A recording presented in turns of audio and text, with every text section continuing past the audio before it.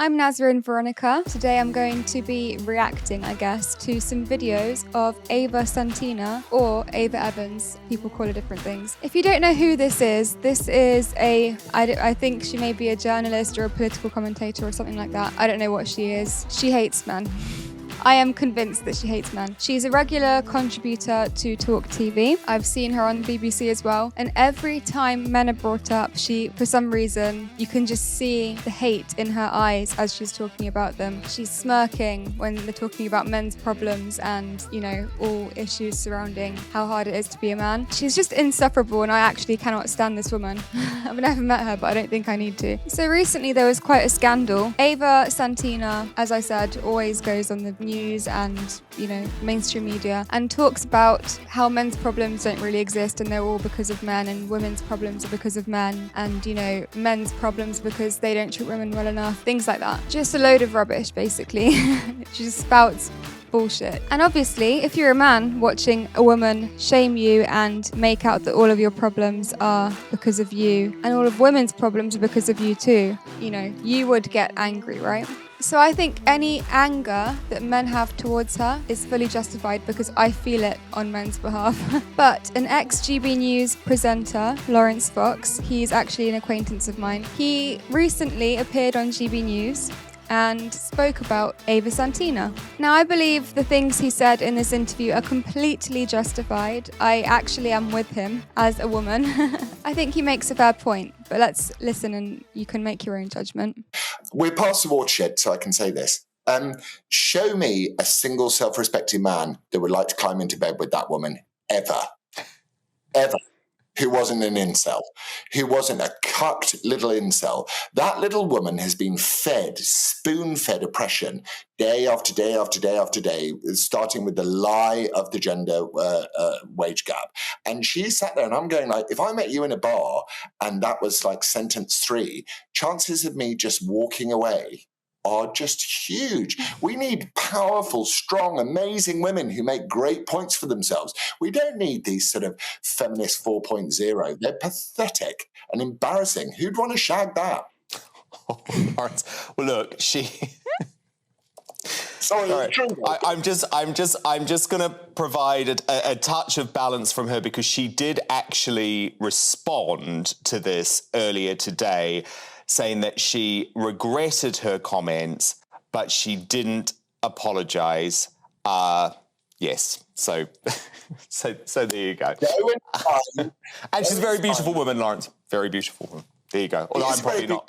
Now, this came after a BBC interview where she pretty much laughed at male suicide. You could see she was smirking the entire time they were talking about male suicide. She was saying that men don't need their own suicide prevention units or mental health, help. They can just have the same things as women because apparently it's the same thing for a woman and for a man. She completely failed to acknowledge the differences in between the two sexes, and that's just obviously a feminist way of thinking, isn't it? But it's not realistic because men are completely different to women. They deal with things differently. To have a whole blanket mental health program for both sexes is completely unrealistic and it's not going to work. So she's just obviously living in a dreamland. But the fact she was laughing and smirking when they were talking about something so serious, considering that men are much more likely to commit suicide than women. I forgot the stats, but I know that the stats prove it. It's just infuriating. And I do not blame Laurence Fox for having this reaction because as a man, why would you want to be with a woman who does not understand you and who has this modern feminist way of thinking? I don't even think she's a feminist. I think she is a neo-feminist. She is just the next level. She refuses to acknowledge the fact that men have any issues and she blames it all on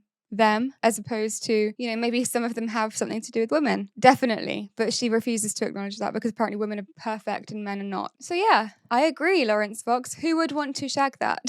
But people went crazy and went at GB News. And unfortunately, Laurence Fox and Dan Wootton, the presenter of this show, got fired. So they fired Laurence Fox for his unacceptable comments about women and about Ava Santina. And then they fired Dan Wootton for not doing enough to stop him and for giggling a little bit. I mean, do you blame him? I can't believe that people in this day and age can get fired without anything, like just same day, fired for having an opinion. I myself am a woman, and I think that men should be completely allowed to voice their opinions on women if they want to, and not have to worry about getting fired for it. Now, if a man went on the news and spoke about me in this way, I literally would not care and I would laugh it off. I can tell you now, I would find it funny, and I'd probably make a joke about it on social media. I would not have a tantrum. One second, a tantrum.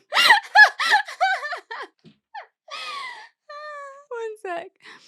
I would not have a tantrum and cry about it and go on the news to talk about how upset it made me. Considering you are a strong, independent woman, you should be able to deal with that, no? Completely, yeah. Also, bear in mind, Ava Santina on her Twitter has so many tweets saying who she wouldn't shag and who she would shag, you know, directing those comments at men, saying, oh, I wouldn't shag you, or what was it I saw? She just talks about shagging all the time. So if she can do that on her Twitter, why is Laurence Fox not allowed to do that to her? I don't understand. But let's have a look at the videos which Laurence Fox would have watched to make him come to that conclusion. Now this clip makes me so angry, I'm just warning you. A million times on our YouTube channels, rightly or wrongly. There's clearly a huge groundswell of interest, at the very least, in their views, if not support. So was MeToo an overdue reckoning, or has it become a damaging battle in a raging culture war? Isabel's still with me, plus political journalist Ava Santina, conservative commentator, a young man who agrees with people. Sorry, her face just makes me angry. I just have to say this. Her face makes me really angry. Welcome to the show. I'll start with you. I found it very interesting interviewing Jordan Peterson and Andrew Tate, both very controversial characters in different ways, both positioned as a kind of kings of toxic masculinity. I certainly didn't think Jordan Peterson was that. And when it came to Andrew Tate, I couldn't really conclude after 90 minutes of grilling him. I gave him quite a hard time. I couldn't really conclude what he had done that was so bad that he had to be expunged from social media life altogether. But it showed me the sensitivity around all this. And if any man now behaves in a way that looks like it's toxic masculinity, bang, they're expunged. Is in that process masculinity itself getting expunged and demonised? I would say so. I mean, I'm sure that you'll have this experience with your own relationships, Piers, in that women, if you say something controversial, whether it's something on the Peterson side of the spectrum or on the Tate side of the spectrum, a little bit more explosive or a little bit more academic, some women are very much drawn to a man who can be a bit more confrontational, say exactly what he thinks. It's the verbal new version of what gladiators used to do in the arena way back. Well, certainly, I think Ava and Isabel are laughing because they know that they're drawn to me in that way because of my combative nature. But Ava, you're smirking and laughing. I mean, there's a serious point here. A lot of young men feel they're getting disenfranchised by society. They're all being over-demonised. That any Look at her face. You can just tell she's so disingenuous. She just does not have any consideration for men. The fact she's laughing at this, it's actually a serious matter. You know, men are being demonised for being men. And she is just laughing because she thinks it's funny. attempt to be the traditional male figure is now being rubbished and called toxic. Well, I mean, if you really felt that and you really went out there and you were an alpha male, then you wouldn't be bothered about a bunch of women telling you that you were. Well, you would if you get cancelled, like Andrew Tate. If you get banned from. I mean, every he's social hardly media been cancelled. He was on your programme, which is on national television. But so it's the only platform actually cancellation. he's had for a long time because all the social media companies banned him, literally banned him. He had his email gone, his Google gone, his Facebook gone. He also had his bank cards frozen as well. So if that's not cancelling, I don't know what is. Uber, Just Eat, all the delivery companies all cancelled him so that he couldn't even order from them. He couldn't even order a taxi. Like, how is that not being cancelled? And as on top of that, social media as well. She's just so delusional. It all went down like dominoes. Well, he's still on there, very, very prolific on there. I can't move for clips of him. Yeah, but they're on not TikTok. generated by him now. Well, but that's been for quite some time. But should he He's still be got punished that way? But what is punished? What is punished? It's Punish just, is he's where obviously- companies take a decision which, in my view, in this case, was perverse because they still allow, for example, the Ayatollah of Iran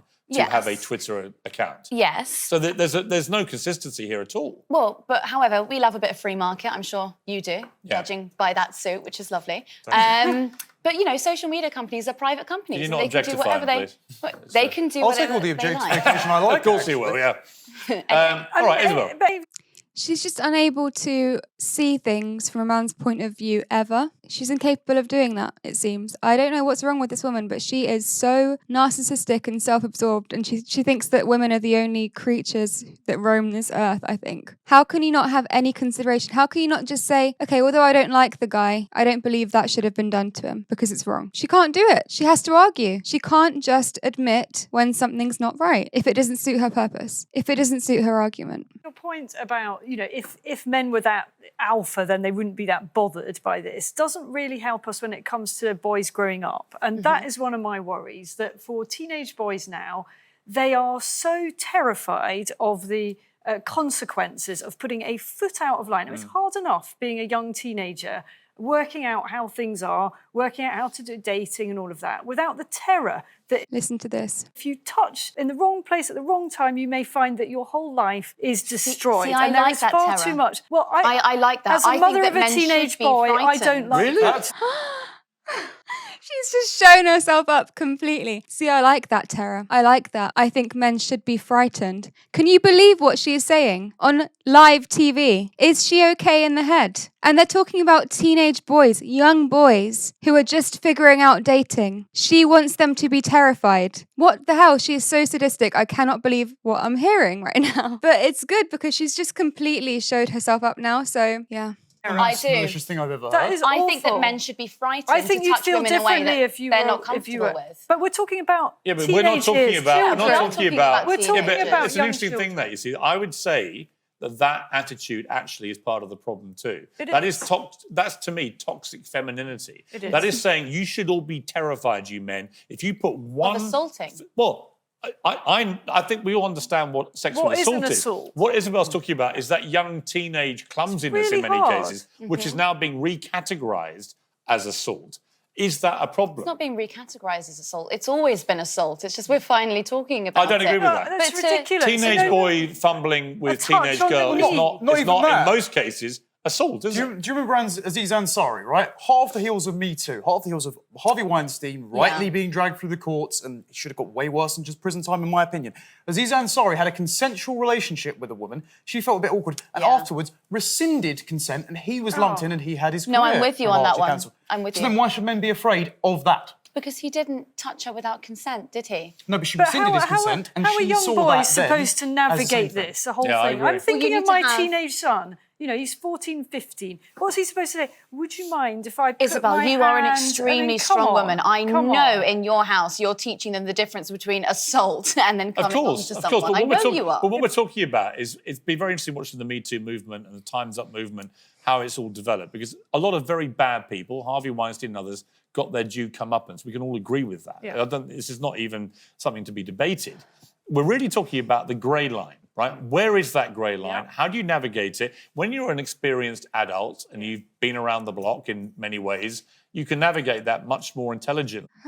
I feel so bad for men and boys at this time in the world, because the fact that you can rape a woman, if she says, yeah, I'm into you, go ahead, and then suddenly halfway through goes, actually, I revoke my consent. She could just say, oh, he raped me. And they're talking about this, and Ava Santina thinks that men should be frightened and terrified, and she likes that terror. She's just sadistic. I'm sorry, but Laurence Fox is right. No man in their right mind would go near that woman. Even the look in her eye is like demonic, in my opinion. There was a woman named Ava Evans who went on this talk show in Great Britain, and she made some comments that were very dismissive of male suicide. I actually listened to you on Trigonometry, which I love too, a great podcast. And they cut a very nice soundbite from the exchange that set this whole thing off. I stole their cut of it because I liked how they did it. Here is the thing that got Laurence upset. He made comments then in response on GB News, which got him ultimately fired and I think now in jail. Here's what she said. A Conservative MP, new role would champion issues such as reducing male suicide. Would that be something you'd be in favour of? Well, what's interesting about that is the hostility it sometimes faces whenever it comes up. Well said. He was exactly right. And when you watch the longer clip, you can really, I feel the frustration you felt. She is dismissive at every turn. Over and over, he tried to say, look, because there is a minister for women. He was just trying to say, look, men have their own specific mental health issues, and this is the leading cause of death for men under 50, and we really might need somebody to help start looking into this. No. No. Even when he said, look how many men died during COVID. And her response was, but look who was doing all the work inside the house. What does she do? She was the one making it a tit for tat issue, refusing to acknowledge the problem. So let's just start there. From COVID, and I don't really want to cast myself as a meninist or one of these guys from the manosphere, because that's not who I am, but I do find it interesting that sometimes the arguments tend to throw it back. But who was doing all the work during COVID? You know, a lot of the time, if you looked into... So yeah, that is Ava Santina, if you didn't know who she was already. So Laurence Fox said what he said in that interview. He got fired. Dan Wootton interviewed him and got fired for not saying enough and for not trying to stop it and for smiling and giggling a bit. I don't think that's grounds to fire someone. Then Reverend Calvin Robinson, who is another presenter on GB News, decided to stand with them, and he said, I'm not going back on GB News until you bring them back, because these are my colleagues and they got fired unjustly, so bring them back. And he got fired too. That's 3 presenters on GB News and they got fired because of this woman. And guess who they were replaced with? Boris Johnson. You can't make this up. You actually can't make this up. I think that GB News are planning to fire them anyway, and they found this opportunity and thought, oh, let's just use it. It's just crazy. Because there were 3 presenters who were not afraid to speak the truth. And I think that's what got them fired, because they weren't complying with Ofcom, right? Anyway, let me know in the comments, what do you think of Ava Santina? I can't wait to read these comments. It's going to be funny. If you liked this video, please give it a thumbs up and subscribe to my channel for more content like this. And I'll see you in the next video.